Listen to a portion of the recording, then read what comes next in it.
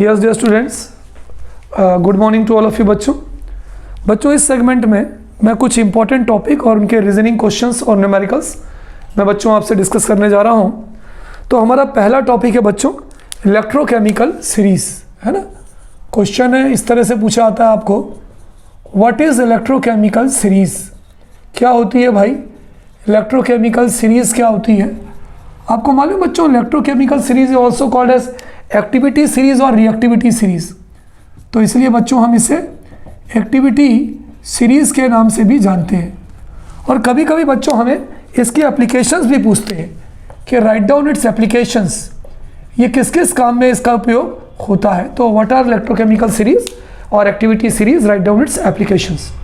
तो बच्चों वो सीरीज जिसमें हम मेटल्स को या एलिमेंट्स को उनके स्टैंडर्ड रिडक्शन पोटेंशियल के इंक्रीजिंग ऑर्डर में रखते हैं, उसे हम इलेक्ट्रोकेमिकल सीरीज कहते हैं। तो बच्चों अगर आपको इसका क्वेश्चन पूछा है तो हम आंसर लिख सकते हैं दैट सीरीज, वो series in which elements are arranged, in which elements, जो एलिमेंट्स होते हैं उनको अरेंज किया गया है, आर अरेंज्ड किस ऑर्डर में, in the increasing order of their standard reduction potential, in the increasing order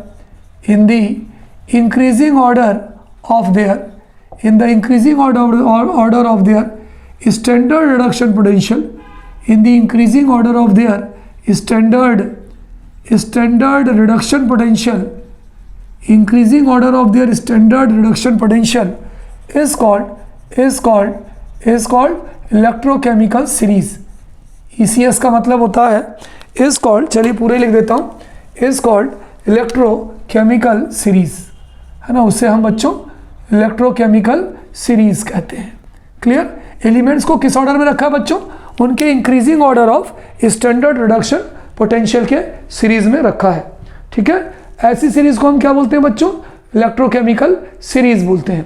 ठीक है, जैसे कि लिथियम है, पोटेशियम है, कैल्शियम है, मैग्नीशियम है ना, जिंक है ना, ये सब जो मेटल्स हैं ये जो है ऊपर है। इसके बाद आपका हाइड्रोजन है, इसके बाद क्या है बच्चों, हाइड्रोजन है, इसके बाद कॉपर है, फिर सिल्वर है। इस तरह से जो है बच्चों इसमें मेटल्स को रखा गया है। मेटल्स बच्चों जब ऊपर से नीचे आते हैं तो हम ये कह सकते हैं इनका स्टैंडर्ड रिडक्शन पोटेंशियल इंक्रीज होता है। तो हम ये कह सकते हैं जब ये ऊपर से नीचे आते हैं तो स्टैंडर्ड रिडक्शन पोटेंशियल इंक्रीजेस। ऊपर से नीचे आने पर बच्चों मेटल का स्टैंडर्ड रिडक्शन पोटेंशियल इंक्रीज होता है। स्टैंडर्ड रिडक्शन पोटेंशियल अगर इंक्रीज होता है बच्चों तो इसका मतलब ये हुआ कि इनकी रिड्यूसिंग पावर, इनकी जो रिड्यूसिंग पावर है ये डिक्रीज होती है। सबसे ज़्यादा रिड्यूसिंग पावर लिथियम की होगी, सबसे कम रिड्यूसिंग पावर सिल्वर की होगी। अगर रिड्यूसिंग पावर डिक्रीज होती है तो हम ये कह सकते हैं कि इनकी जो ऑक्सीडाइजिंग पावर है वो इंक्रीज होती है।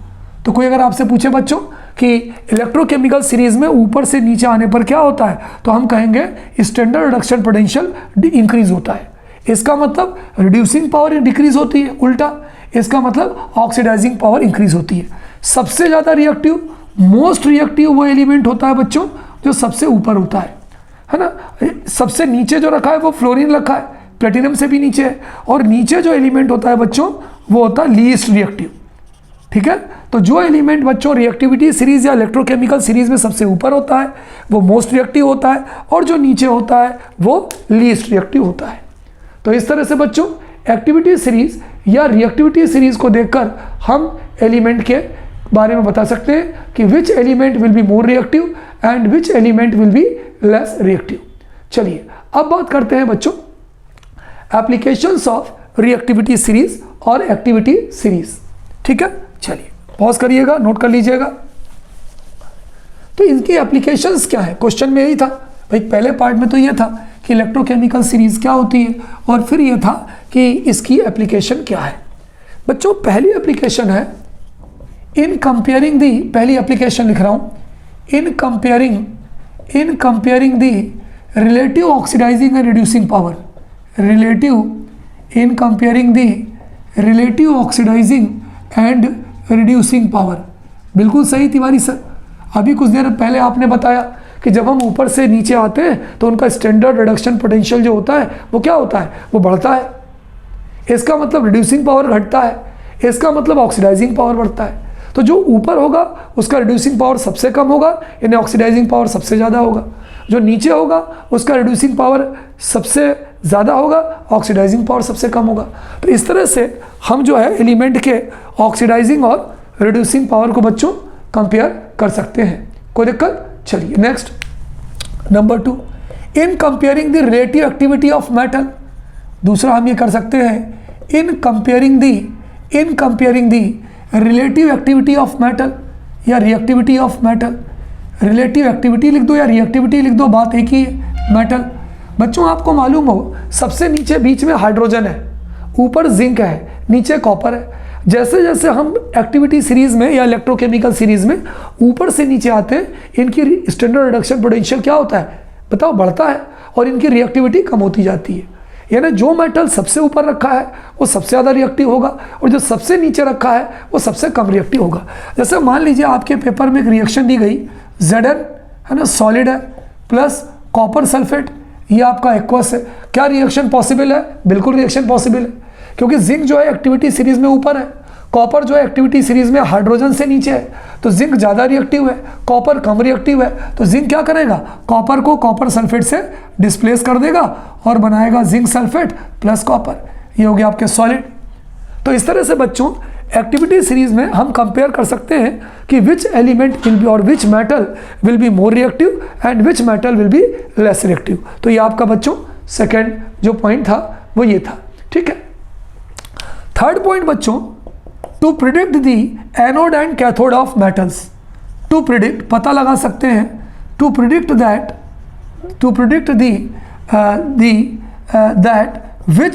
विच metal electrode will act as, which metal electrode, कौन सा metal electrode act as anode, act as बोलो एनोड एंड कैथोड। बच्चों हम ये पता लगा सकते हैं EMF इलेक्ट्रोकेमिकल सीरीज के द्वारा कि कौन सा मेटल जो है वो कैथोड का काम करेगा और कौन सा मेटल जो है वो एनोड का काम करेगा। बच्चों जिस मेटल के लिए इलेक्ट्रोड पोटेंशियल की वैल्यू ज़्यादा होती है ना, यानी हम ये कह सकते हैं कि अगर कोई मेटल है जिसके लिए E0 की वैल्यू ज़्यादा है, मोर है ना, जैसे मान लो है प्लस 2.5 है, तो हम उसे बोलेंगे कि वो कैथोड का काम करेगा। इलेक्ट्रोड पोटेंशियल E0 मतलब इलेक्ट्रोड पोटेंशियल। और वो मेटल जिसके लिए इलेक्ट्रोड पोटेंशियल की वैल्यू कम है, कम मतलब जैसे मान लो प्लस 1.0 वोल्ट इतनी है, तो वो काहे का काम करेगा, एनोड का काम करेगा।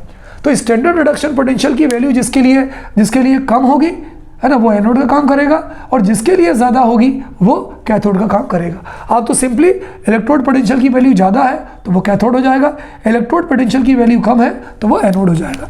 अगला पॉइंट, चौथा पॉइंट बच्चों, ये जो है जिसे हम बोलते हैं इलेक्ट्रोकेमिकल सीरीज, ये बताती है कि जो केमिकल रिएक्शन हो रही है क्या वो केमिकल रिएक्शन होगी या केमिकल रिएक्शन नहीं होगी।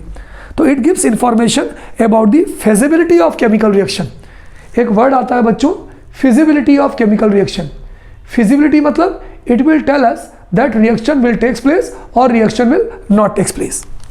तो इसका जो आखिरी पॉइंट है मैं थोड़ा ऊपर लिख रहा हूँ बच्चों, फिजिबिलिटी ऑफ केमिकल रिएक्शन, है ना, पॉज करके नोट करते जाइएगा, सारी चीज़ें बहुत इंपॉर्टेंट है बच्चों आप लोगों के लिए। तो अगला जो लास्ट पॉइंट है, जो बहुत इंपॉर्टेंट पॉइंट है, फोर्थ पॉइंट है, it tells us about feasibility of chemical reaction. Tiwari sir समझ में नहीं आया, फिजिबिलिटी की मतलब क्या होता है? फिजिबिलिटी का मतलब होगा which chemical reaction will take place, which chemical reaction possible, कौन सी केमिकल रिएक्शन है जो पॉसिबल है और नॉट पॉसिबल, कौन सी केमिकल रिएक्शन है जो पॉसिबल नहीं है। ठीक है, इसके लिए हम इलेक्ट्रोड पोटेंशियल की वैल्यू को निकालकर बता सकते हैं। क्लियर। चलिए मानते हैं अगर हमें बोल दे कोई E0 रेड कॉपर है ना, मान लो हमने आपको एक स्टैंडर्ड रिडक्शन की वैल्यू कॉपर के लिए दिया, ये वैल्यू है प्लस 0.34 वोल्ट।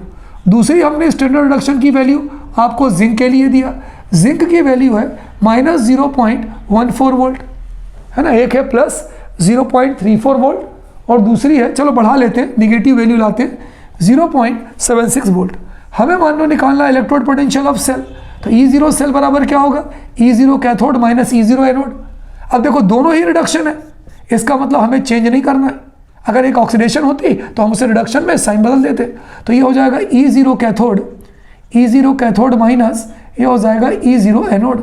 तो क्या होगा, कैथोड ज़्यादा वाले को लेते हैं तो प्लस 0.34 वोल्ट माइनस 0.76 वोल्ट, ये पॉइंट है वोल्ट। चलिए अब दोनों को प्लस करते हैं, तो 0.34 प्लस 0.76 है ना, दोनों को करते हैं तो कितना हो जाएगा, 6 4 10 0, 7 3 10 1 11, तो कितना हो जाएगा, ये हो जाएगा 11, ये होगा ना, ये कितना, ये प्लस में है, ये दोनों माइनस में, तो माइनस माइनस प्लस, तो ये प्लस में वैल्यू पॉजिटिव में आएगी, 6 4 10, 10 के 0, 7 3 10 और 1 11, तो 1.10 वोल्ट इसका आंसर होगा। तो इसका आंसर जो आया है बच्चों वो प्लस में आया है कि माइनस में आया है, बताइए इसका आंसर प्लस में आया है कि माइनस में आया है? इसका आंसर बच्चों माइनस में आया है, प्लस में आया है। तो अगर कोई भी E0 रेट की वैल्यू पॉजिटिव में आती है तो वो रिएक्शन फिजिबल होगी, मतलब पॉसिबल होगी। और अगर यही कहीं वैल्यू अगर हमारी माइनस में आती, तो क्या होता, वो रिएक्शन पॉसिबल नहीं होती। क्लियर। तो इस तरह से बच्चों हमने आपको क्या बताया, मैंने आपको बताया कि कहाँ इसकी एप्लीकेशन लगती है, in comparing the reducing and oxidising power, in determining the cathode and anode of the electrode, and in the feasibility of reaction, which metal will displace or their salt or which metal will not displace their salt। कोई दिक्कत बच्चों। चलिए इसके बाद बच्चों अगला topic है जो बहुत ही इंटरेस्टिंग टॉपिक है, जो मैं आपको पढ़ाने जा रहा हूं बच्चों, वेरी इंटरेस्टिंग टॉपिक, नाम लिख लीजिए NEARNST, ननास्ट इक्वेशन। बहुत प्यारी इक्वेशन है बच्चों, है ना, बहुत बढ़िया से उतारिएगा इस टॉपिक का नाम। और थ्योरी में एक बार हमसे चूक हो सकती है, लेकिन पेपर में जो है रही बात न्यूमेरिकल की, तो 100% हमारे पेपर में इसके न्यूमेरिकल्स पूछे जाते हैं। ठीक, किसके, ननास्ट इक्वेशन के।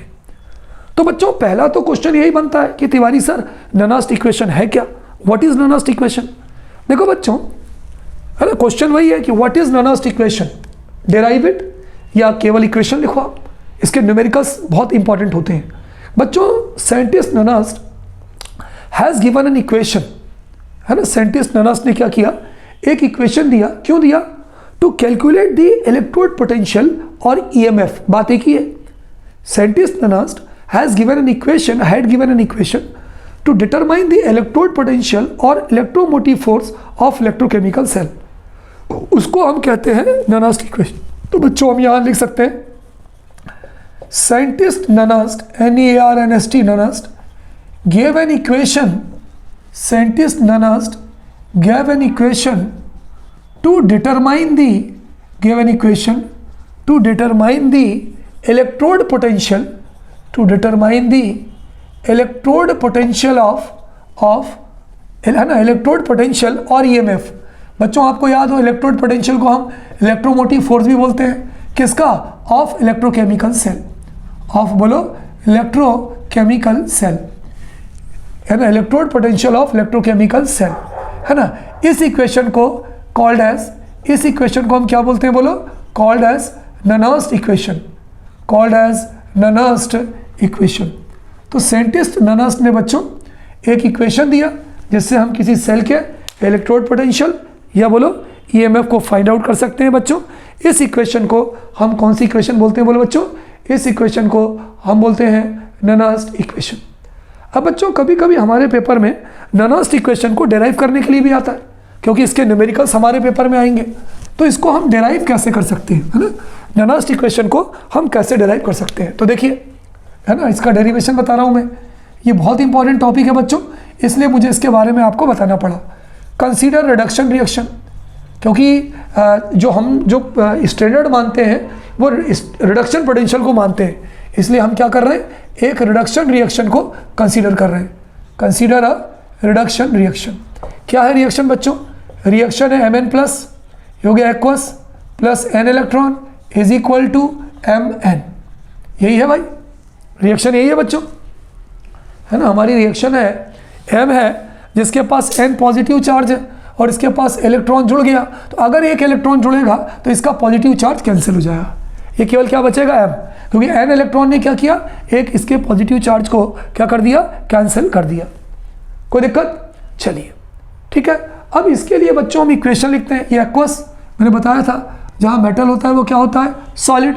अब हम इसके लिए बच्चों इक्वेशन लिखते हैं, कौन सी, ननस्ट के हिसाब से हम इसके लिए इक्वेशन लिखते हैं। चलिए लिखते हैं, तो हो जाएगा ई, ये हो जाएगा ई, रिडक्शन है, पहले आयन आता है फिर मेटल आता है, तो हो जाएगा Mn plus oblique m is equal to E0। यहाँ पे इलेक्ट्रोड पोटेंशियल होता है बच्चों, यहाँ पर होता है स्टैंडर्ड इलेक्ट्रोड पोटेंशियल, तो हो जाएगा Mn प्लस ऑब्लिक m, ये हो गया है ना, ये हो गया माइनस, है ना, Mn प्लस और आगे क्या हो गया बोलो, माइनस।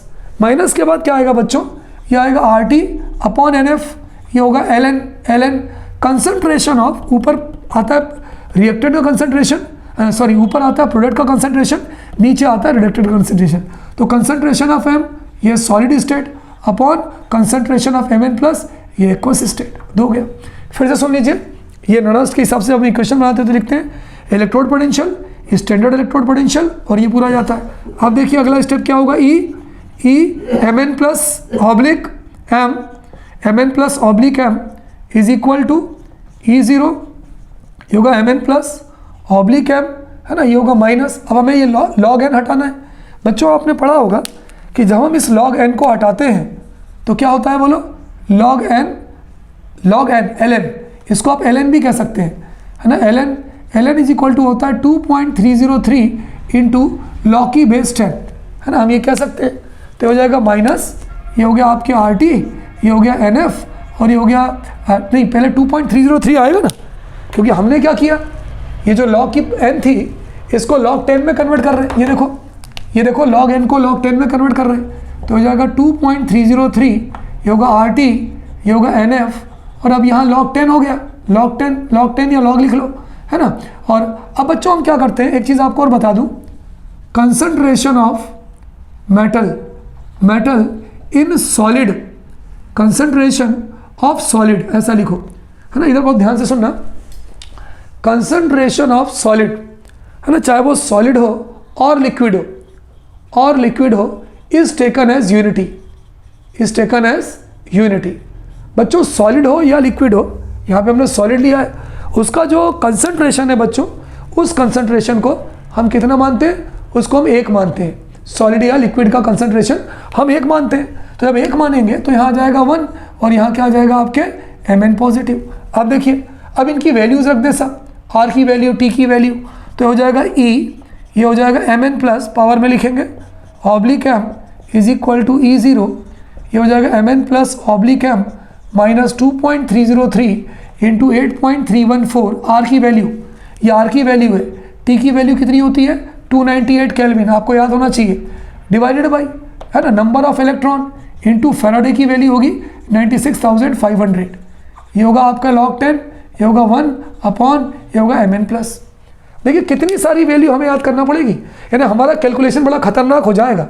ये वाली इक्वेशन कौन सी है, इक्वेशन 1, ये है ननस्ट इक्वेशन, लेकिन भाई इसमें कैलकुलेशन हमारा कितना खतरनाक हो जाएगा कि हमने R की वैल्यू रखी है, फिर हमने T की वैल्यू रखी है, फिर हमने, इसलिए पूरी वैल्यू हमें सॉल्व करनी पड़ती है, और हम सॉल्व करके बच्चों क्या डायरेक्ट लिख देते हैं, Mn plus oblique m is equal to E0, ये Mn plus m minus 0.0591 upon m। देखो ये पूरा सॉल्व करने के बाद सिर्फ इतना सा आया, है ना, ये हो जाएगा log 10 ही होता है, ये हो जाएगा 1 अपॉन Mn प्लस। तो ये जो इक्वेशन है, अगर ये इक्वेशन ननस्ट है तो इक्वेशन 2 भी बच्चों ननस्ट इक्वेशन है। तो इक्वेशन 1 और equation 2 is called as Nernst equation. ये ननस्ट इक्वेशन कहलाती है, through which the electrode potential और electromotive force of electrochemical cell can be determined. तो बच्चों हमारा प्रयास क्या रहेगा कि अगर हमारे पेपर में कोई न्यूमेरिकल आता है तो हम सेकेंड लास्ट वाला फार्मूला नहीं यूज़ करें, बहुत बड़ा हो जाएगा, हम जो है सेकेंड वाला फार्मूला यूज़ करेंगे। तो इसको पॉज करिए बच्चों और इसे नोट कर लीजिए, very important from examination point of view बच्चों। चलिए बच्चों, let's do the numerical which is based on Nernst equation. एक ये न्यूमेरिकल है जो बच्चों ननस्ट इक्वेशन पर बेस्ड है। E0 cell for redox reaction is 2.71 volt, यानी स्टैंडर्ड इलेक्ट्रोड पोटेंशियल जो हमें दिया है वो दिया है 2.71 वोल्ट।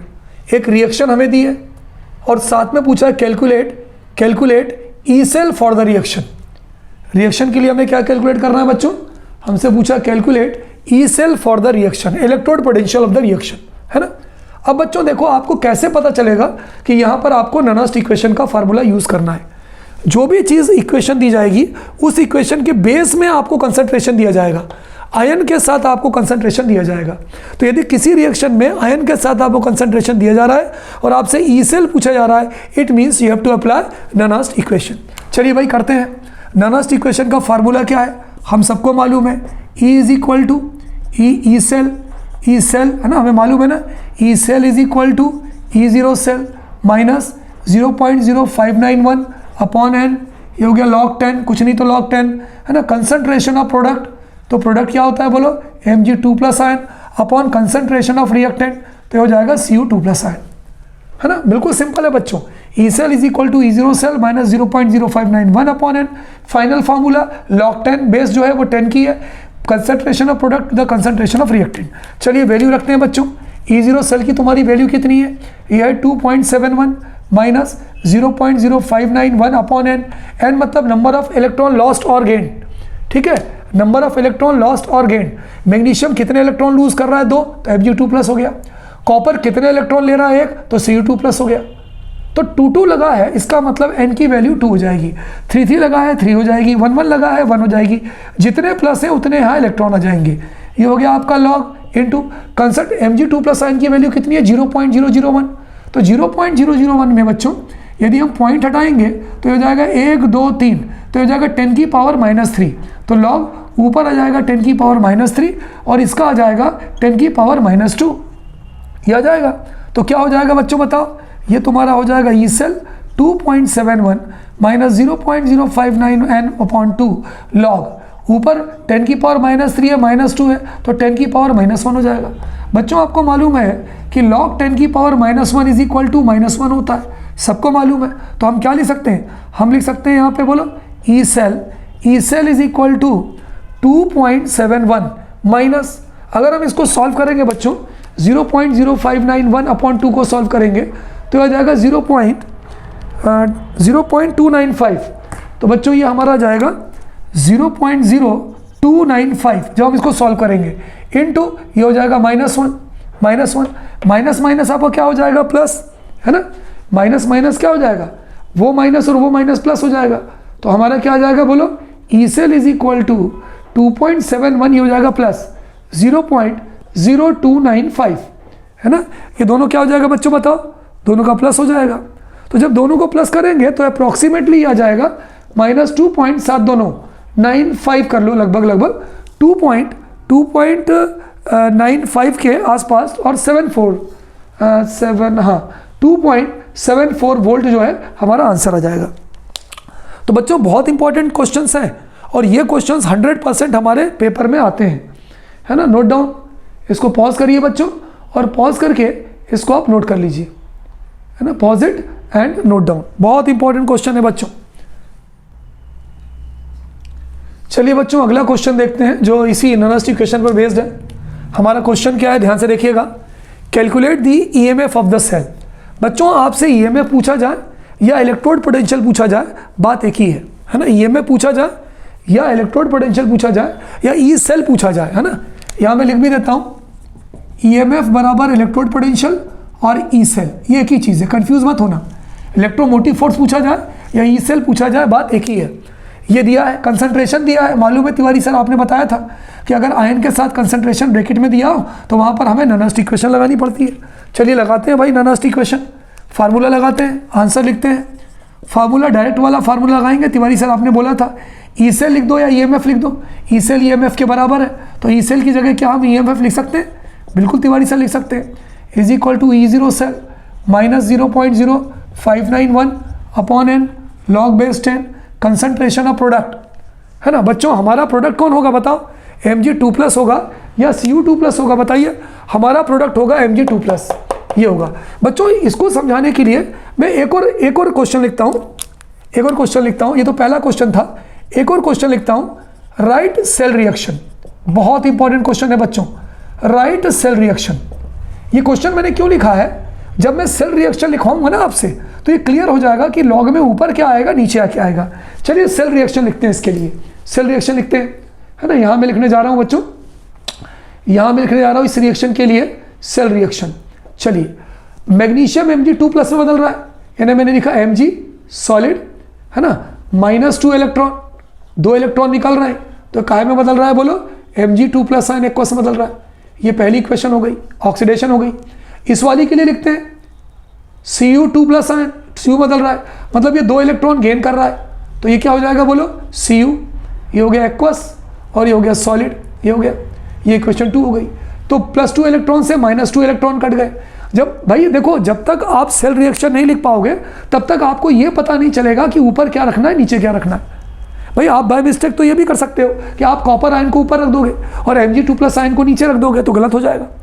कायदे से यहाँ पर Mg ऊपर होगा, तो आप पूछोगे तिवारी सर आपको पता कैसे चला कि Mg2+ आयन ऊपर होगा? क्योंकि हम सेल रिएक्शन लिखेंगे।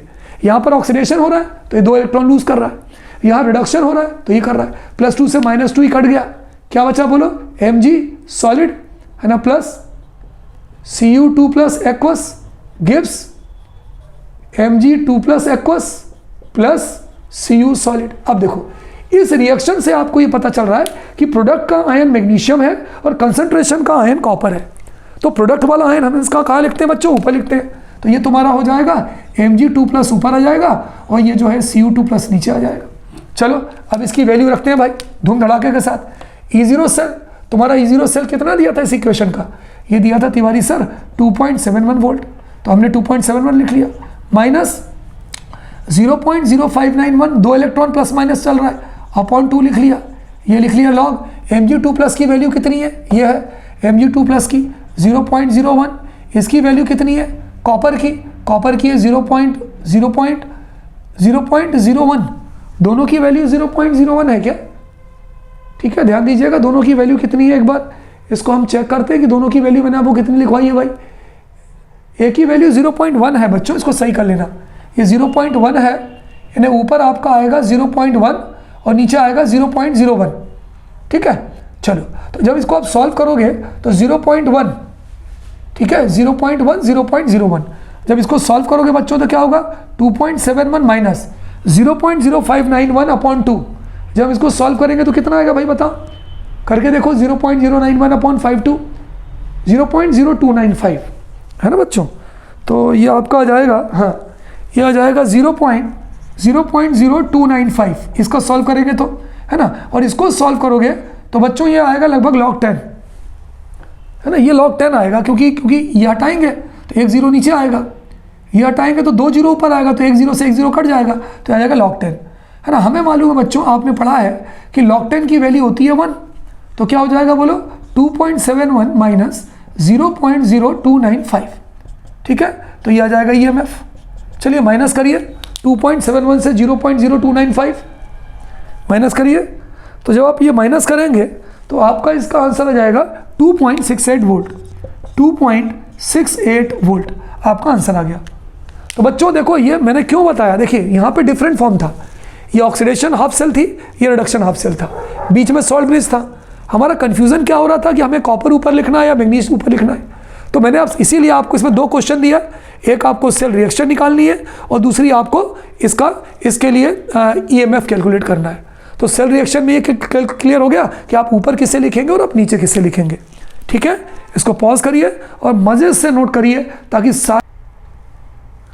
बच्चों अगला क्वेश्चन है हमारा, ये भी ननास्ट इक्वेशन पर ही बेस्ड है और बड़ा मज़ेदार क्वेश्चन है। क्वेश्चन वही है, थोड़ा सा मैं आपको प्रैक्टिस के लिए बता रहा हूँ। सेल रिएक्शन लिखनी है और आपको EMF निकालना है। EMF मतलब ई सेल या EMF बात एक ही है ना, EMF या जो ई सेल होती है बच्चों बात एक ही है। चलिए सबसे पहले हम लिखते हैं सेल रिएक्शन, थोड़ा हट के लिख दें भाई, सेल रिएक्शन लिखे हम। बताइए भाई सेल रिएक्शन कैसे लिखेंगे, पहले भी हमने लिखी थी।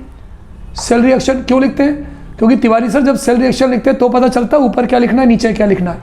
ये हो गया टिन, ये हो गया सॉलिड, ये 2 इलेक्ट्रॉन लूज करेगा और ये बनाएगा Sn2+ एक्वस, ये हुई इक्वेशन 1।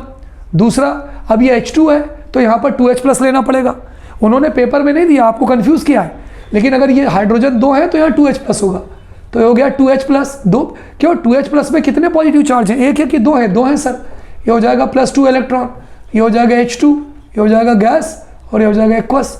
अगर टोटल इक्वेशन लिखें तो क्या हो जाएगा, SN solid plus 2H plus aqueous gives, ये +2 इलेक्ट्रॉन से -2 इलेक्ट्रॉन कैंसिल, SN2 प्लस ये हो जाएगा एक्वस प्लस हाइड्रोजन, ये हो जाएगा गैस।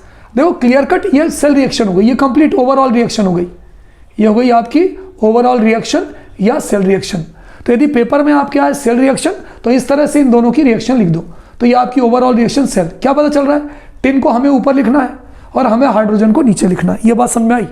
सेल रिएक्शन इसलिए लिखना बहुत ज़रूरी होता है। चलिए अब हम करते हैं इसका आंसर करते हैं। तो हमें मालूम है ई सेल लिख दो या EMF लिख दो, बात एक ही है। इज इक्वल टू बोलो E0 सेल। तिवारी सर आपने बताया था 0.059/n, है ना, ये बताया था आपने log concentration of product upon reactant. तो तिवारी सर हमारा जो प्रोडक्ट होगा SN2+ आयन होगा और जो रिएक्टेंट होगा वो H+ आयन होगा, लेकिन उसकी पावर 2 होगी। क्यों, देखो इस पे चार्ज +2 है लेकिन H+ के 2 हैं, 2 मोल हैं, तो जितने मोल होते हैं बच्चों वो हमारे पावर में चले जाते हैं। चलिए अब इसको सॉल्व करते हैं। तो हो गया E cell, E0 cell. E0 cell की वैल्यू ये है, E0 सेल की वैल्यू ये है, कितनी है, -0.14 वोल्ट, -0.0591/n। n की वैल्यू प्लस माइनस इलेक्ट्रॉन कितने, 2 हैं, ये हो गया लॉग। अब SN2+ आयन, SN2+ आयन ये है। अब 0.004 को बच्चों क्या हम 4 × 10⁻³ लिख सकते, लिख सकते हैं सर, क्योंकि ये 0 हटाएंगे तो 1 2 3 आएगा, तो इसको हम ऊपर लिख सकते हैं बच्चों 4 × 10⁻³ है ना, ये पॉइंट हटाएंगे तो नीचे 1000 आएगा, तो ऊपर 4 × 10। अच्छा इसको लिखें तो इसको क्या है, यहाँ पे अगर इसकी वैल्यू रखें तो चलो डायरेक्ट रखते हैं, पहले तो डायरेक्ट वैल्यू रखते हैं, फिर अगले स्टेप में इसको सॉल्व करेंगे। पहले डायरेक्ट वैल्यू रखते हैं बच्चों। तो इसकी वैल्यू हमने लिखा 0.004 रख दिया, नीचे वाली की वैल्यू रखा तो 0.020 का स्क्वायर, क्योंकि H+ आयन का स्क्वायर। अब इसको सॉल्व कर लेंगे तो हो जाएगा E cell is equal to -0.14 -0.0591/n, ये हो जाएगा लॉग। अब इसको तोड़ दो, 4 × 10⁻², इसको जब स्क्वायर करोगे आप तो ये आएगा 4 × 10⁻²।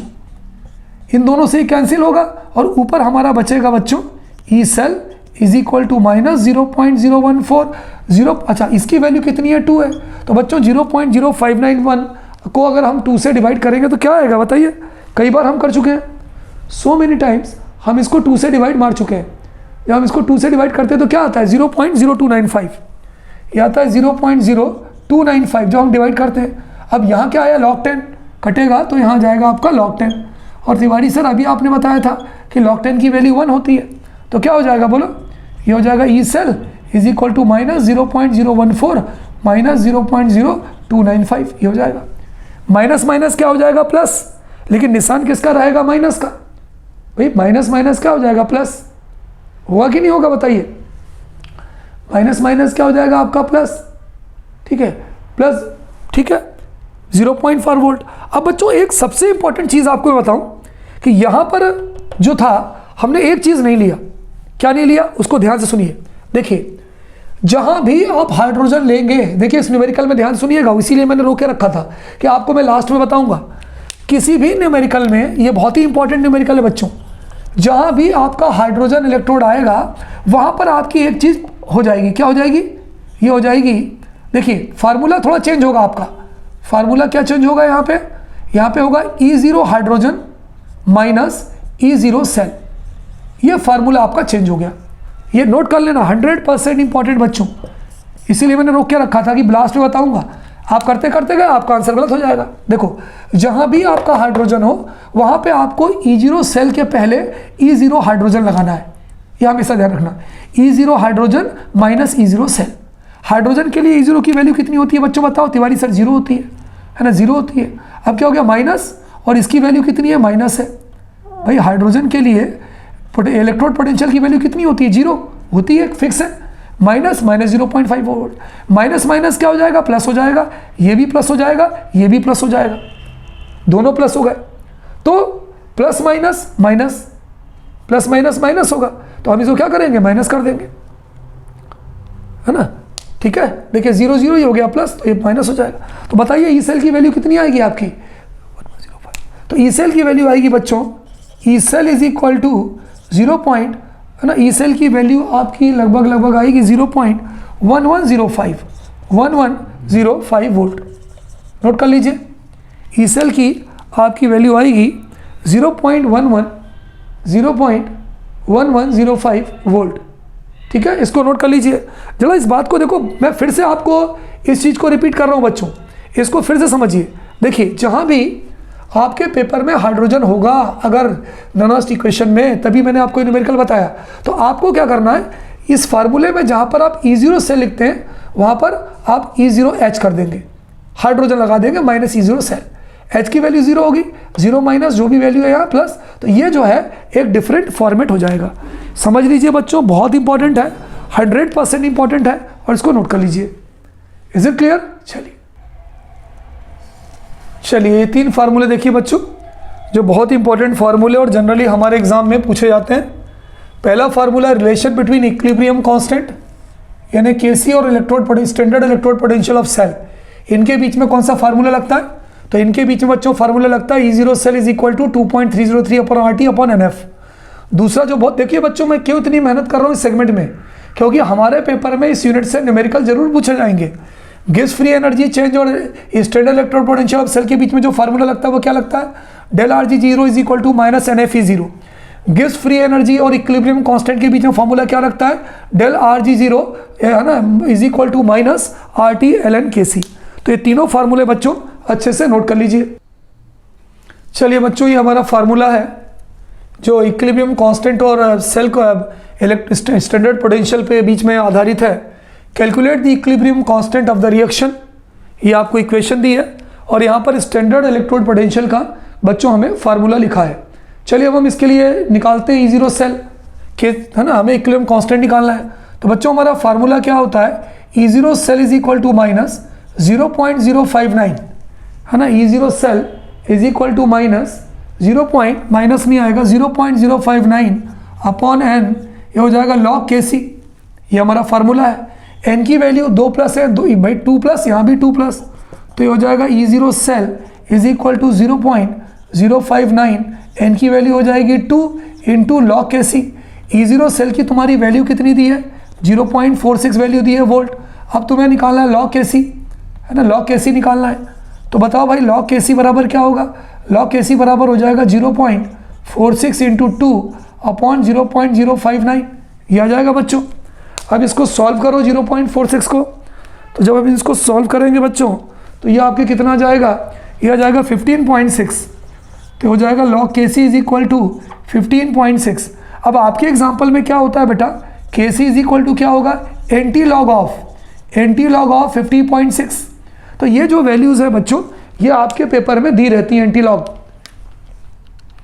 तो ये हो जाएगा 3.92, KC की वैल्यू होगी 3.92 इंटू 10 की पावर 15, है ना। ये आपका आंसर हो जाएगा बच्चों 3.92 इंटू 10 की पावर 15। तो इस तरह से अगर कोई आपका इक्विलिब्रियम कांस्टेंट और सेल कांस्टेंट स्टैंडर्ड पोटेंशियल के बीच में कोई क्वेश्चन आए तो बच्चों we have to solve like this, है ना। नोट कर लीजिए बच्चों, ये आपका अगला न्यूमेरिकल है जो स्टैंडर्ड गिब्स फ्री एनर्जी और इलेक्ट्रोड पोटेंशियल पर बेस्ड है, जो मैंने आपको फार्मूले बताए थे। ठीक है, चलिए बताइए यहाँ पर हमें क्या निकालना है भाई? इस न्यूमेरिकल में हमें क्या निकालना है? Calculate the electrode potential. Electrode potential बच्चों और स्टैंडर्ड गिब्स फ्री एनर्जी के बीच में क्या मैंने रिलेशन बताई थी? Del RG0 is equal to minus NFE0। n क्या है? नंबर ऑफ इलेक्ट्रॉन लॉस्ट और गेन। F क्या है? फैराडे। E0 क्या है? Electrode potential of cell. चलिए n की वैल्यू इस इक्वेशन में कितनी है? 2 है, 2+ है, 2+ है। फैराडे की वैल्यू कितनी होती है? 96,500 कूलम। E0 ऑफ सेल इस इक्वेशन में कितना दिया है? 1.1 वोल्ट। Electrode potential 1.1 volt. ठीक है, तो अगर इन तीनों को आप मल्टीप्लाई करेंगे बच्चों तो कितना आएगा? करिए, मल्टीप्लाई करिए, इन तीनों को मल्टीप्लाई करते हैं, है ना। तो ये हो जाएगा -2122, तो ये आ जाएगा आपके Gibbs free energy of the reaction, है ना। अगर आप इसकी यूनिट लिखें बच्चों तो किलोजूल इंटू मोल इनवर्स। ठीक है, इसको पॉज करिए बच्चों और नोट कर लीजिए। चलिए बच्चों, हम कुछ डिफरेंट टर्म्स पे चलते हैं, उसकी यूनिट्स पे चलते हैं। और हमारे पेपर में जैसा कि आपको मालूम है कि असर्शन रीजन बेस्ड क्वेश्चंस आते हैं, MCQs आएंगे, फिलिप्स आएंगे, तो उसके हिसाब से ये जो मैं आपको पार्ट बताने जा रहा हूँ बहुत इंपॉर्टेंट है बच्चों, है ना, ध्यान से सुनिएगा। चलिए, कभी कभी हमारे पेपर में बोलते हैं शॉर्ट नोट लिखो भाई ओम्स लॉ पे, ओम्स लॉ पे शॉर्ट नोट लिखो। क्या कहता है ओम्स लॉ बच्चों? ओम्स लॉ कहता है कि पोटेंशियल डिफरेंस जो होता है, potential difference across the conductor, potential difference across the conductor जो होता है, कंडक्टर जो होता है वो होता है directly proportional to the electricity pass through them, या directly proportional to the electricity passed through them, electricity pass through them, ठीक है। The amount of electricity pass through the conductor is directly proportional to the potential difference electricity flows through the conductor, the amount of electricity flows through the conductor, flows through the conductor is directly proportional to the potential difference applied across the conductor, ठीक है ना। आपने पढ़ा होगा lower class में, एक ये beaker एक ये बीकर है, जितना ज़्यादा पानी यहाँ होगा और जितना ज़्यादा डिफरेंस इन दोनों के बीच में होगा उतना तेज़ी से पानी फ्लो करेगा। तो बच्चों ओम्स लॉ कहता है कि जितना ज़्यादा पोटेंशियल डिफरेंस होगा कंडक्टर में उतना ज़्यादा करंट फ्लो करेगा। पोटेंशियल डिफरेंस को V लिखते हैं, तो V is directly proportional to, बोलो क्या होगा, I हो गया करंट, V हो गया आपके पोटेंशियल डिफरेंस, या V is equal to proportionality हटाएंगे तो क्या होगा RI। ये जो R है बच्चों इसे हम बोलेंगे ये कांस्टेंट है, ये R जो है वो कांस्टेंट है और क्या कहलाता है, रेजिस्टेंस ऑफ कंडक्टर। बच्चों छोटे छोटे टॉपिक्स हैं, पेपर के हिसाब से इंपॉर्टेंट है। चलिए यूनिट बताइए, मुझे रेजिस्टेंस की यूनिट बताइए। तिवारी सर हमें मालूम है रेजिस्टेंस की यूनिट होगी ओम, ओम को हम ऐसे भी लिख सकते हैं, ओम को हम ऐसे भी लिख सकते हैं, है ना, नोट करते जाइए फटाफट। चलिए आगे बढ़ते हैं बच्चों। अगला बच्चों हमारा टॉपिक है व्हाट इज कंडक्टेंस या कंडक्टिविटी। क्या होता है भाई कंडक्टेंस, पेपर में आ गया शॉर्ट नोट लिखने को। तो बच्चों हम ये कह सकते हैं C is equal to 1/R, यानी reciprocal of resistance, reciprocal of resistance. अगर रेजिस्टेंस का उल्टा होता है तो उसे हम क्या बोलते हैं, conductance. C is equal to 1/R। चलिए बताइए भाई, कोई अगर आपसे पूछे कि भाई कंडक्टेंस की यूनिट क्या होगी, यूनिट तो इसकी होती है ओम इनवर्स, तो ये हो जाएगी ओम इनवर्स। रेजिस्टेंस ओम होती है तो ओम इनवर्स। ओम इनवर्स को बच्चों हम साइमन भी कहते हैं, क्या बोलते हैं, साइमन, और शॉर्ट में इसको ऐसे लिखते हैं। तो ये हो गया आपका कंडक्टेंस। अगला टॉपिक है बच्चों जो बहुत, देखिए यूनिट को नोट करते जाइएगा, पेपर में यूनिट जरूर पूछते हैं। अगली यूनिट है बच्चों हमारा अगला, पे मान लीजिए पेपर में आ गया व्हाट इज रेजिस्टिविटी, रेजिस्टिविटी और स्पेसिफिक रेजिस्टेंस। रेजिस्टिविटी या स्पेसिफिक रेजिस्टेंस क्या होता है, रेजिस्टिविटी या स्पेसिफिक रेजिस्टेंस किसे कहते हैं, कैसे रिप्रेजेंट करते हैं बच्चों इसे, रो से। देखो बच्चों आप लोगों ने पढ़ा होगा फिजिक्स में, जब किसी भी कंडक्टर से करंट फ्लो होता है, यहाँ मैं लिख रहा हूँ when current flows through a conductor, जब किसी भी कंडक्टर से करंट फ्लो होता है तो बच्चों दो बातें होती हैं। कितनी बातें होती हैं, दो बातें। क्या, पहला number 1, the resistance of conductor is directly proportional to the length of conductor. किसके प्रोपोर्शनल होता है बोलो, लेंथ ऑफ कंडक्टर।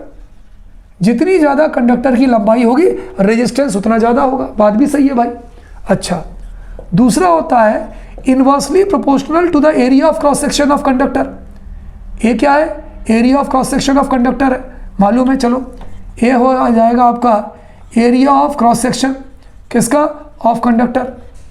बिल्कुल सही तिवारी सर, यह आपका इक्वेशन 1 हो गई, यह आपकी इक्वेशन 2 हो गई, ठीक है। इक्वेशन 1 2 दोनों रेजिस्टेंस के बराबर है, तो R proportional to L upon A, proportionality हटाएंगे तो कांस्टेंट आएगा, तो R is equal to rho L upon A.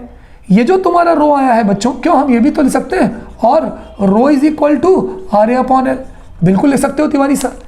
ये जो तुम्हारा रो आया है बच्चों, इस रो को हम बोलते हैं रेजिस्टिविटी और स्पेसिफिक रेजिस्टेंस। इसको हम बोलते हैं बच्चों रेजिस्टिविटी और स्पेसिफिक रेजिस्टेंस। अब यहाँ पर एक दिक्कत है कि तिवारी सर ये जो रेजिस्टिविटी है या जो स्पेसिफिक रेजिस्टेंस है इसको डिफाइन कैसे करेंगे, कर सकते हैं भाई। अगर हम एक काम करें बच्चों, इसी इक्वेशन में मैं तार की लंबाई ले लूँ 1 सेंटीमीटर लेंथ ले लूँ, और तार की मैं मोटाई ले लूँ 1 स्क्वायर सेंटीमीटर ले लूँ, तो क्या होगा, यहाँ 1 आ जाएगा, यहाँ भी 1 आ जाएगा। उस कंडीशन में क्या होगा, रो इज इक्वल टू R आ जाएगा। उस कंडीशन में क्या होगा, रो इज इक्वल टू आर आ जाएगा। तो कोई अगर आपसे पूछे कि भाई स्पेसिफिक रेजिस्टेंस क्या होता है, जो रेजिस्टिविटी क्या होती है, तो हम ये बोलेंगे तिवारी सर स्पेसिफिक रेजिस्टेंस उस कंडक्टर का रेजिस्टेंस होता है जिसकी लंबाई 1 सेंटीमीटर हो और जिसकी मोटाई 1 स्क्वायर सेंटीमीटर हो।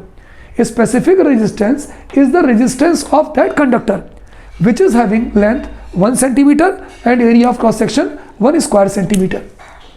कोई दिक्कत? तो यहाँ मैं लिख रहा हूँ specific resistance is the resistance of that conductor, is the resistance of that conductor, उस रेजिस्टेंस का वो होगा हैविंग, जिसके पास जो लंबाई हो having length 1 centimetre and area of cross section 1 square centimetre. कोई दिक्कत बच्चों? मेरे हिसाब से इससे ज़्यादा क्लियर कभी हो ही नहीं सकता। तो ये हो गया स्पेसिफिक रेजिस्टेंस। अब बच्चों कभी कभी हमारे पेपर में पूछते हैं कि भाई तिवारी सर स्पेसिफिक रेजिस्टेंस की यूनिट क्या होती है, तो हमें यूनिट के लिए पहले हमें फार्मूला मालूम होना चाहिए। मालूम है Tiwari sir, rho is equal to R upon L, rho specific resistance है, तो चलो आर की होती है यूनिट ओम, एरिया की होगी सेंटीमीटर स्क्वायर, लेंथ की हो गई सेंटीमीटर, ये कट गया तो स्पेसिफिक रेजिस्टेंस की यूनिट क्या हो गई, ओम इंटू सेंटीमीटर, खत्म बात। तो कोई अगर आपसे पूछे बच्चों कि what will be the unit of specific resistance, कि तिवारी सर स्पेसिफिक रेजिस्टेंस की यूनिट क्या होगी, तो हम कहेंगे rho is equal to ohm into centimetre. Note कर लीजिए, पॉज करते जाइए, नोट करते जाइए। चलिए अगला है स्पेसिफिक कंडक्टेंस। शॉर्ट नोट आ सकते हैं, यूनिट आ सकती है, स्पेसिफिक कंडक्टेंस। स्पेसिफिक कंडक्टेंस को बच्चों हम के से डिनोट करते हैं, K is equal to 1 upon rho, यानी रेसिप्रोकल ऑफ, ये होता है reciprocal of specific resistance. Specific resistance के उल्टे को स्पेसिफिक कंडक्टेंस कहते हैं। काय से रिप्रेजेंट करते हैं, के का फुल फॉर्म क्या होता है बच्चों, कप्पा। तो अगर आपको कोई के की यूनिट निकालने को बोले तो हम लिख सकते हैं के इज इक्वल टू क्या होगा, इसकी यूनिट लिख दो 1 अपॉन ओम इनवर्स इंटू सेंटीमीटर होता है। जब इसको ऊपर ले आओगे तो के इज इक्वल टू क्या हो जाएगा, ohm inverse into centimetre inverse. Ohm को हम क्या लिखते हैं, साइमन इंटू सेंटीमीटर इनवर्स। तो ये दो तरह से हो सकती है, या हम एक और लिख सकते हैं मो इंटू सेंटीमीटर इनवर्स। तो ओम इनवर्स को बच्चों हम साइमन भी कहते हैं और ओम इनवर्स को हम MHO मो भी कहते हैं। नोट कर लीजिए, बहुत इंपॉर्टेंट चीज़ है। आगे बढ़ते हैं। तो ये हो गया आपका स्पेसिफिक कंडक्टेंस, ठीक है। तो इस तरह से बच्चों हमारे पेपर्स में इन चीज़ों की यूनिट को एक एक करके पूछा जाता है कि क्या होता है भाई रेजिस्टिविटी, क्या होता है स्पेसिफिक कंडक्टेंस, क्या होता है आपके रेजिस्टिविटी, ठीक है। चलिए अब एक बहुत मज़ेदार चीज़ मैं आपको बताने जा रहा हूँ बच्चों स्पेसिफिक कंडक्टेंस के बारे में। एक तो स्पेसिफिक कंडक्टेंस की सीधे सीधे ये हो गया कि the reciprocal of specific resistance is called specific conductance. लेकिन कभी कभी पेपर में हमारे क्वेश्चन आता है बच्चों, what is the effect of dilution, पानी मिलाना। What is the effect of dilution, what is the effect of dilution on specific conductance of solution, on specific conductance of electrolyte solution, on specific conductance of electrolyte solution. Electrolyte के solution के specific conductance पर dilution का क्या effect पड़ता है। तो बच्चों इसका मतलब समझो, यहाँ पे थोड़ा सा हमें डिफरेंट फॉर्मेट में इसको समझाना पड़ेगा। देखिए स्पेसिफिक कंडक्टेंस क्या होता है, मैं पहले डायग्राम बनाना नहीं है आपको, समझाने के लिए मैं आपको बता रहा हूँ। मान लीजिए ये बीकर है, इस बीकर में यहाँ तक की जो जगह है इसे हम बोलते हैं 1 क्यूबिक सेंटीमीटर। 1 क्यूबिक सेंटीमीटर, इस 1 क्यूबिक सेंटीमीटर के अंदर जितने आयंस होंगे उनकी कंडक्टिविटी को मान लीजिए यहाँ पे 5 आयंस हैं, है ना, 1 ion, 2 ion, 3 ion, 4 ion, 5 ion. ये 5 आयन है जो 1 क्यूबिक सेंटीमीटर में प्रेजेंट है। तो 5 आयन के कारण जो कंडक्टिविटी होगी उसे हम स्पेसिफिक कंडक्टेंस कहते हैं। सुनिए, देखिए ये डिफरेंट मोड आ गया, एक तो वो हो गया रेसिप्रोकल, वो अलग है। Specific conductance is the conductance of ions present in 1 cubic centimetre of electrolytic solution. तो अगर आपको कोई डेफिनेशन बोले इस हिसाब से तो हम ये कह सकते हैं कि specific conductance is the conductance of ions present in 1 cubic centimeter of electrolyte solution, present in 1 cubic centimeter of electrolyte solution। भाई ये तो डेफिनेशन हो गई तिवारी सर, लेकिन हमसे डेफिनेशन थोड़ी पूछिए सर, हमसे तो ये पूछ रहे हैं कि अगर हम कोई सॉल्यूशन है उसके अंदर अगर हम पानी मिलाएंगे तो क्या होगा, स्पेसिफिक कंडक्टेंस बढ़ेगा कि स्पेसिफिक कंडक्टेंस घटेगा। चलिए देखते हैं। अब देखिए भाई 1 क्यूबिक सेंटीमीटर के अंदर जितने आयंस होते हैं उनकी कंडक्टिविटी को या उनके कंडक्टेंस को स्पेसिफिक कंडक्टेंस कहते हैं। अब हमसे हमारा क्वेश्चन क्या है, हम इसमें डाइल्यूशन कर रहे हैं। क्या कर रहे हैं भाई, डाइल्यूशन कर रहे हैं। डाइल्यूशन मतलब क्या मिला रहे हैं, पानी मिला रहे हैं। तो बच्चों जब पानी मिलाएंगे तो बताइए वॉल्यूम उतना ही रहेगा कि वॉल्यूम बढ़ जाएगा। तिवारी सर अब हमारा वॉल्यूम बढ़ जाएगा जब पानी मिलाएंगे तो जब वॉल्यूम बढ़ जाएगा तो मान लीजिए 2 आयन इधर चले गए। अब 1 क्यूबिक सेंटीमीटर में कितने आयन बचे, 3, 2 आयन ऊपर चले गए। तो भाई जब हम डाइल्यूशन करते हैं या जब हम पानी मिलाते हैं तो वॉल्यूम तो बढ़ जाता है, लेकिन हमारी जो बात है 1 क्यूबिक सेंटीमीटर वाली जो बात है उसमें नंबर ऑफ आयंस कम हो जाते हैं, और number of ions 1 cubic centimetre जो होते हैं वही तो कहलाते हैं स्पेसिफिक कंडक्टेंस। तो चूंकि आयन कम हो जाते हैं इसलिए स्पेसिफिक कंडक्टेंस क्या होगा, डिक्रीज हो जाएगा, कम हो जाएगा। तो हम ये कह सकते हैं कि ऑन डाइल्यूशन, जब हम डाइल्यूशन करते हैं यानी एडिशन ऑफ वाटर यानी पानी मिलाते हैं, बच्चों इससे इजी नहीं हो सकता, एक बार आपको सुनना है दूसरी बार आपको पढ़ने की जरूरत नहीं है। On dilution that is addition of water volume increases, भाई वॉल्यूम बढ़ेगा, therefore number of ions per unit volume decreases, number of ions per unit volume, number of ions per in 1 cubic centimeter लिखो ना, number of ions in, क्योंकि definition वही है, number of ions in 1 cubic centimeter decreases, ion कम हो गए तो therefore हम ये कह सकते हैं कि specific conductance decreases, therefore specific conductance decreases on dilution। देखो बच्चों मैं आपको एक सीधी सी बात बताऊं, कोई भी कंडक्टेंस हो, चाहे वो स्पेसिफिक कंडक्टेंस हो, चाहे वो इक्विवेलेंट कंडक्टेंस हो, चाहे वो मोलर कंडक्टेंस हो, हमेशा पानी मिलाने पर वो घटती है। तो बच्चों हमने जब पानी मिलाया तो वॉल्यूम ज़्यादा हो गया, तो जो 1 क्यूबिक सेंटीमीटर था उसमें नंबर ऑफ आयंस कम हो गए, तो जब नंबर ऑफ आयंस कम हो गए तो स्पेसिफिक कंडक्टेंस कम हो गया। तो हमारा कितना प्यारा आंसर बन रहा है कि डाइल्यूशन करने पर या पानी मिलाने पर तो क्या होता है, जो स्पेसिफिक कंडक्टेंस होती है वो डिक्रीज होती है। नोट कर लीजिए। चलिए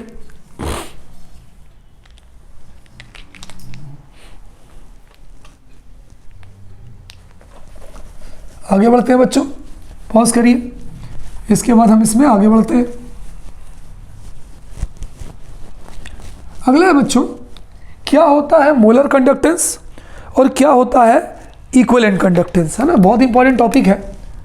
व्हाट इज मोलर कंडक्टेंस, मैं डायरेक्ट लिख रहा हूं, व्हाट इज मोलर कंडक्टेंस, क्या होता है मोलर कंडक्टेंस, एंड आपको इसकी यूनिट भी लिखनी है, ये इसकी यूनिट भी पूछ रहे हैं बच्चों। जो मोलर कंडक्टेंस होता है उसका एक फार्मूला होता है, मैं आपको लिख के बता रहा हूँ, मो एम, ये जो होता है मोलर कंडक्टेंस, सुनिएगा, मोलर कंडक्टेंस बराबर होता है स्पेसिफिक कंडक्टेंस, सुन लीजिए, specific conductance into volume, into देखो मैं यहाँ लिख रहा हूँ, into volume in litre, specific conductance into volume in ml, है ना। स्पेसिफिक कंडक्टेंस या मोलर कंडक्टेंस जो होती है बच्चों उसे हम क्या बोलते हैं बताइए, है ना, इज दैट वॉल्यूम, है ना। ये वॉल्यूम जो है लीटर में नहीं होता बच्चों, ये वॉल्यूम होता है मिलीलीटर में, in which 1 gram mole of electrolyte dissolve, in which 1 gram mole of electrolyte dissolve. तो कोई अगर आपसे पूछे बच्चों कि क्या होता है मोलर कंडक्टेंस, तो हम ये कहेंगे तिवारी सर मोलर कंडक्टेंस जो होता है वो स्पेसिफिक कंडक्टेंस और वॉल्यूम के प्रोडक्ट के बराबर होता है। वॉल्यूम काहे में होता है, मिलीलीटर में होता है। इसमें क्या घुला होता है, 1 ग्राम मोल, है ना, क्या घुला होता है बोलो इसमें, इसमें घुला होता है 1 ग्राम मोल, ठीक है, 1 ग्राम मोल, क्योंकि मोलर है तो मोल घुला रहेगा, इक्विवेलेंट है तो इक्विवेलेंट घुला रहेगा। चलिए अब इसको हम डिनोट कैसे करते हैं, मो एम, ये कंडक्टेंस हो जाता है, ये मोलर हो जाती है। स्पेसिफिक कंडक्टेंस को क्या लिखते हैं के, और वॉल्यूम को क्या लिखते हैं वी। तो हमारी इक्वेशन क्या बन जाती है, मो एम इज इक्वल टू के इंटू वी। अब देखो बच्चों, यहाँ पे जो वॉल्यूम होता है ये होता है 1000 अपॉन CM। वॉल्यूम का जो कंसंट्रेशन होता है वो 1 मिलीलीटर को लीटर में कन्वर्ट करें तो 1000 हो जाएगा, है ना। मतलब हमें लीटर में लेना है, हमें मिलीलीटर में लेना है, तो 1 लीटर में 1000 मिलीलीटर होते हैं। तो 1000 अपॉन CM, CM क्या कहलाएगा बच्चों, CM कहलाएगा मोलर कंसंट्रेशन, मोलार कंसंट्रेशन। और बच्चों हमें पढ़ा है कि जो मोलर कंसंट्रेशन होता है ये मोलैरिटी के बराबर होता है। तो क्या हम मोलर कंसंट्रेशन की जगह एम नहीं लिख सकते, लिख सकते हैं। तो हम इसको जब इस इक्वेशन में रखें तो क्या लिख सकते हैं, बोलो, मो एम इज इक्वल टू के अपॉन 1000 अपॉन CM। भाई वी की वैल्यू इतनी है, CM मतलब मोलर कंसंट्रेशन, तो वी की जगह पुटअप कर दिया तो के इंटू 1000 अपॉन CM। ये इक्वेशन 2 हो गई। इस इक्वेशन को हम ऐसे भी लिख सकते हैं बच्चों, के इंटू 1000 अपॉन एम, क्योंकि जो मोलर कंसंट्रेशन होता है ये मोलरिटी के बराबर होता है। तो ये 3 इक्वेशन बनती हैं बच्चों, 1 2 3। कभी कभी हमारे पेपर में बच्चों मोलर कंडक्टेंस की यूनिट पूछते हैं, है ना, यहाँ करके बता रहा हूँ। उन्होंने पेपर में पूछ दिया यूनिट ऑफ मो एम, मोलर कंडक्टेंस मो एम की यूनिट बताओ, तो हम ये वाला फार्मूला यूज़ करते हैं बच्चों। हम क्या फार्मूला यूज़ करते हैं, देखो, मो एम इज इक्वल टू के इंटू 1000 अपॉन CM। के की यूनिट क्या होती है बताओ, मैंने पढ़ाया था आपको, ओम inverse into centimetre inverse. Volume का ही है तो हो जाएगा सेंटीमीटर क्यूब। CM है, CM अगर मोलर कंसंट्रेशन हो बच्चों तो हम लिखते हैं ग्राम मोल। क्या लिखते हैं, ग्राम मोल। चलिए अब मो एम की यूनिट देखिए, ओम इनवर्स की जगह आ गया ओम इनवर्स, बिल्कुल सही तिवारी सर, कट गया, ये आ गया सेंटीमीटर स्क्वायर। ग्राम मोल को ऊपर ले गए तो आ गया gram into mole inverse, gram into mole inverse. तो बच्चों अगर आपको इसकी यूनिट पूछें कि मोलर कंडक्टेंस की यूनिट लिखा बताइए, तो आप लिखोगे mho M is equal to ohm inverse. क्या हम ओम इनवर्स की जगह साइमन भी लिख सकते हैं, एस भी लिख सकते हैं। तो आप इसकी यूनिट ये भी लिख सकते हो, S into centimetre square into gram mole inverse. बहुत ईजी है बच्चों, देख लीजिए, है ना, कितना ईजी है। देखिए मोलर कंडक्टेंस, पॉज करिए, नोट कर लीजिए। अब देखिए मैं यहीं के यहीं आपको इक्विवेलेंट कंडक्टेंस भी खत्म करवा देता हूँ। देखिए कितना ईजी है। मान लीजिए आपके पेपर में ये नहीं आया, आपके पेपर में आ गया कि भाई आप तो इक्विवेलेंट कंडक्टेंस बताओ, इक्विवेलेंट कंडक्टेंस बताओ और इक्विवेलेंट कंडक्टेंस के साथ उसकी यूनिट निकालो। ज़्यादा परेशान मत होइए, जहाँ आपने मोलर लिखा है वहाँ पर आप इक्विवेलेंट कर दीजिए। देखिए मैं चेंज क्या कर रहा हूँ, सुन लीजिए चेंज। यहाँ मैंने इक्विवेलेंट कर दिया, यहाँ पे मैंने मो एम लिखा था, मो एम की जगह मैंने मो EQ कर दिया, इक्विवेलेंट। CM लिखा था, CM की जगह इक्विवेलेंट कर दिया। Volume in which 1 gram mole of electrolyte is dissolved, तो ये मोल की जगह मैं लिख दूंगा 1 gram equivalent of electrolyte is dissolved, equivalent. Molar concentration की जगह कौन सा कंसंट्रेशन आएगा, इक्विवेलेंट कंसंट्रेशन। इक्विवेलेंट कंसंट्रेशन को क्या लिखते हैं, CEQ। इक्विवेलेंट कंसंट्रेशन मोलिटी के बराबर नहीं होता, नॉर्मलिटी के बराबर होता है, तो इसकी जगह पे क्या आ जाएगा, सिंपल वही है, जहाँ जहाँ M था वहाँ EQ आ गया। मान लीजिए पेपर में इक्विवेलेंट कंडक्टेंस की यूनिट पूछे तो मो एम की जगह पे क्या जाएगा, मो EQ, यहाँ जाएगा आपका CEQ।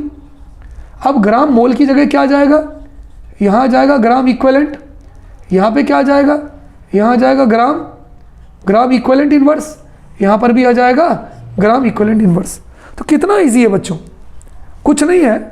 मोलर कंसंट्रेशन में 1 ग्राम मोल होता है और इक्विवेलेंट कंसंट्रेशन में बच्चों 1 ग्राम इक्विवेलेंट होता है।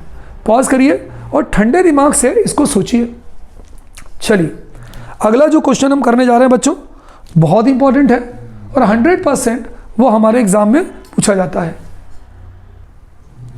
चलिए आगे देखते हैं बच्चों, what is the effect of dilution. हमारा क्वेश्चन है बच्चों, आगे हमारा क्वेश्चन है what is the effect of dilution, what is the effect of dilution on molar conductance of solution, on molar conductance. देखिए स्पेसिफिक कंडक्टेंस क्या होता है, पानी मिलाने से कम होता है, सारे कम होते हैं, चाहे वो स्पेसिफिक हो, चाहे वो मोलर हो, चाहे वो इक्विवेलेंट हो। What is the effect of dilution on molar conductance of solution, on molar conductance of solution. बच्चों मैंने आपको मोलर कंडक्टेंस का फार्मूला क्या लिखवाया था अभी, तिवारी सर आपने लिखवाया था मोएम इज इक्वल टू के इंटू वी। मोएम क्या है बच्चों, है ना, यहाँ मैं लिख भी देता हूँ फिर से कि कौन सी चीज़ क्या थी। मोएम जो था बच्चों ये था मोलर कंडक्टेंस। मोएम को हमने क्या बोला था, इसको हमने बोला था मोलर कंडक्टेंस। के क्या है तुम्हारा, के है अपना स्पेसिफिक कंडक्टेंस, वी क्या है तुम्हारा वॉल्यूम। अब क्या था बच्चों, जब हम पानी मिलाते हैं, डाइल्यूशन का मतलब क्या होता है, डाइल्यूशन का मतलब होता है एडिशन ऑफ वाटर, पानी मिलाना। जब हम बच्चों पानी मिलाते हैं तो दो बातें होती हैं। नंबर वन, स्पेसिफिक कंडक्टेंस घटता है, थोड़ा ध्यान से सुनिएगा, स्पेसिफिक कंडक्टेंस घटता है और ये जो वॉल्यूम है ये बढ़ता है। भाई पानी मिला रहे हैं, ये देखिए ना, ये है, यहाँ था, जब पानी मिला रहे हैं तो वॉल्यूम तो बढ़ रहा है लेकिन स्पेसिफिक कंडक्टेंस कम हो रहा है। भाई जब वॉल्यूम जब हम पानी मिलाते हैं तो दो बातें होती हैं, स्पेसिफिक कंडक्टेंस की वैल्यू कम होती है और वॉल्यूम की वैल्यू बढ़ती है। इन दोनों में ज़्यादा कौन हो रहा है, तिवारी सर स्पेसिफिक कंडक्टेंस जो घट रहा है वो ज़्यादा कम हो रहा है और वॉल्यूम बढ़ तो रहा है लेकिन कम बढ़ रहा है। तो ज़्यादा कौन हो रहा है, स्पेसिफिक कंडक्टेंस हो रहा है, इसलिए मोलर कंडक्टेंस कम होता है। तो हम ये लिख सकते हैं कि ऑन डाइल्यूशन, जब हम डाइल्यूशन करते हैं तो दो बातें होती हैं। नंबर वन, स्पेसिफिक कंडक्टेंस जो होता है वो आपका डिक्रीज होता है, वो घटता है, दिख भी रहा है आपको। लेकिन डिक्रीज जो होता है वो ज़्यादा होता है, मोर होता है, ज़्यादा होता है। और number two, volume increases, volume increases, volume जो इंक्रीज होता है वो लेस होता है। तो ज़्यादा क्या हो रहा है, कमी आ रही है ज़्यादा की बढ़ोतरी हो रही है, ज़्यादा कमी आ रही है। सो देयरफॉर हम ये कह सकते हैं कि जो मोएम होगा, जो मोलर कंडक्टेंस होगा, वो क्या होगा डाइल्यूशन करने से, वो डिक्रीज होगा। तो हमारा आंसर ये हो सकता है बच्चों कि on dilution molar conductance decreases.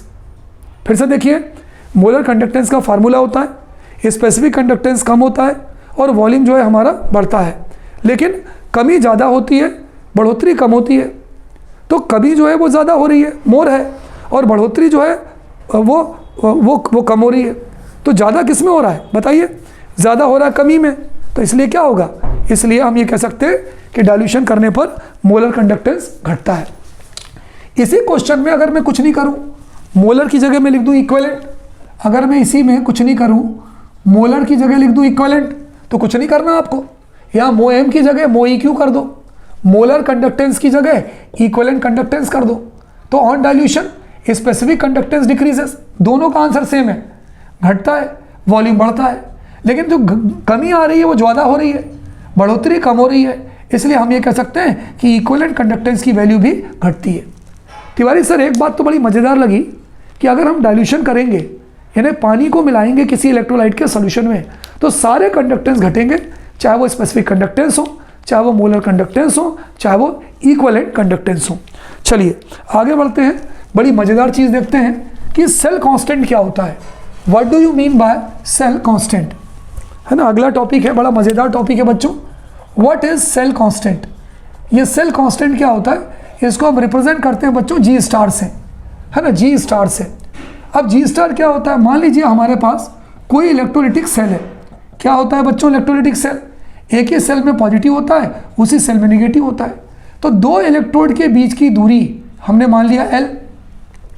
किसी इलेक्ट्रोलिटिक सेल में दो इलेक्ट्रोड के बीच की दूरी को हमने मान लिया L और उसकी मोटाई को, यानी एरिया ऑफ क्रॉस सेक्शन को हमने मान लिया A।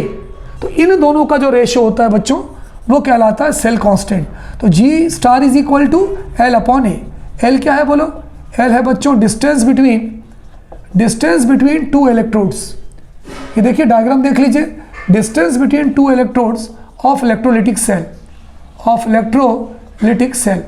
इलेक्ट्रोलिटिक सेल के दो इलेक्ट्रोड के बीच की दूरी, और A क्या है बोलो, A है area of cross section, area of cross section of any one electrode, area of cross section of any one electrode.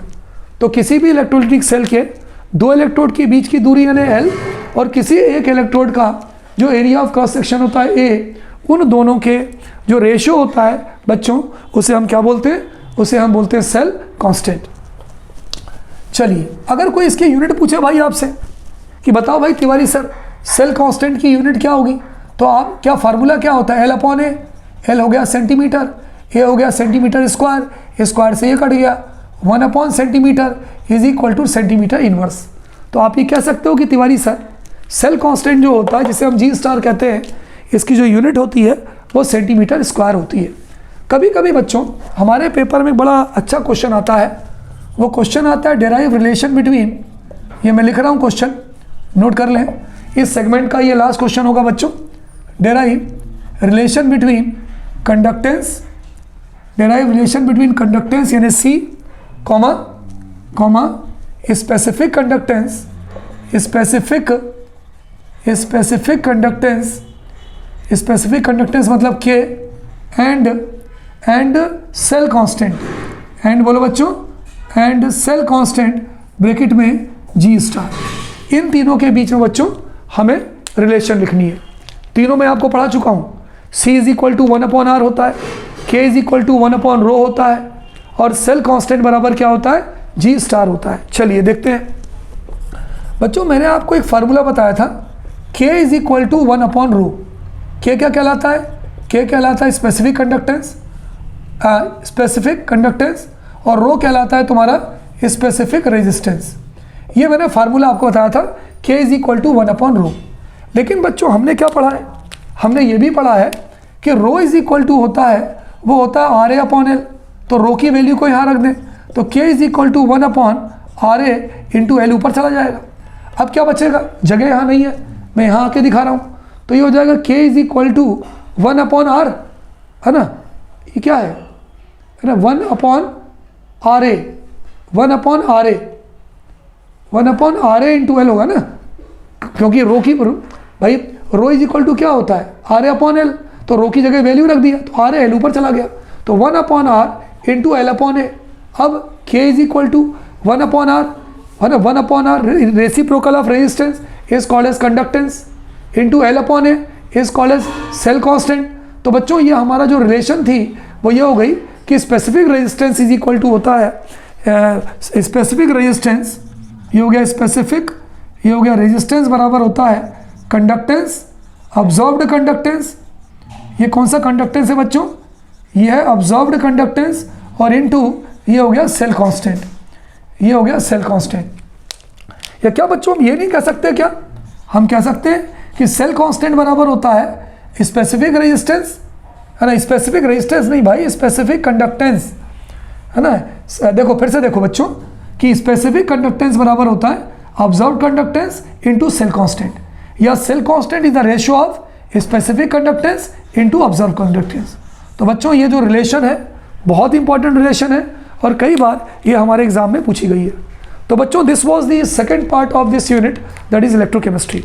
और मेरे हिसाब से बहुत मज़ेदार चीज़ें मैंने आपको बताई हैं, इतने प्यारे प्यारे न्यूमेरिकल्स मैंने आपको बताए हैं जो आपके पेपर में आते ही हैं, जैसे कि नॉनस्ट इक्वेशन के बताए, इलेक्ट्रोमोटिव फोर्स के बताए, इलेक्ट्रोड पोटेंशियल के बताए, गिब्स फ्री एनर्जी चेंज के बताए, इक्विलिब्रियम कांस्टेंट के बताए। इनकी अच्छे से प्रैक्टिस करिएगा और 100% बहुत अच्छा करने वाले हैं आप पेपर में। आप पढ़कर तो देखिए।